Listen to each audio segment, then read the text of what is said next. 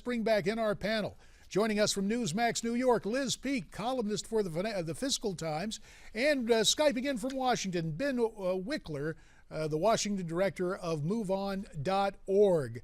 Liz, when I see Chris do that, as a guy who served in Congress, I kind of like it, but does it portend a pitfall in terms of temperament for the Oval Office? I think it raises questions for sure. But look, Americans are tired of the super cerebral faculty lounge aspect of President Obama. They're kind of ready, I think, for somebody who's a little more gut felt and who is willing to say things that are real. I don't know if you've ever had the chance to hear Christie in person, but you really walk away feeling like he's telling you the truth. He's talking as a real person to real people.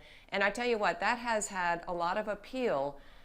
Don't forget, the first thing that we heard about Chris Christie is when he took on a teacher in an open forum, and there was a video of him basically calling her out on her concerns over health care payments and so forth, concerns that most voters seem to think were unreasonable and unrealistic. That thing went viral. People loved it. Well, in this age of viral videos, Ben Wikler, I'm interested in your assessment from the left of a guy like Chris Christie. Sure.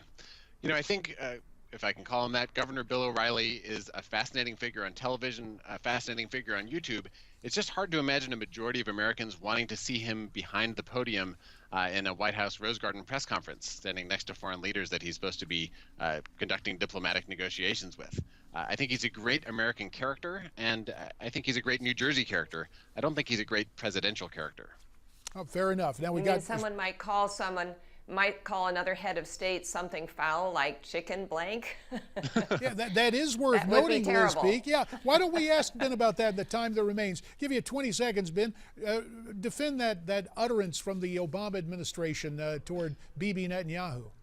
Well, I guess the question is, do you want your president yelling whatever comes into his mind at the top of his lungs in a very public forum over and over and making his national reputation that way? If President Obama, the most cool-headed president, let something like that slip, as Dick Cheney and George W. Bush and every president has done at some point, do we want a guy who's basically Mount Vesuvius on hyperspeed when it comes to blowing his top? Unfortunately, time is in our way. To you both, our thanks. Now a Newsmax preview of the New Hampshire Senate race.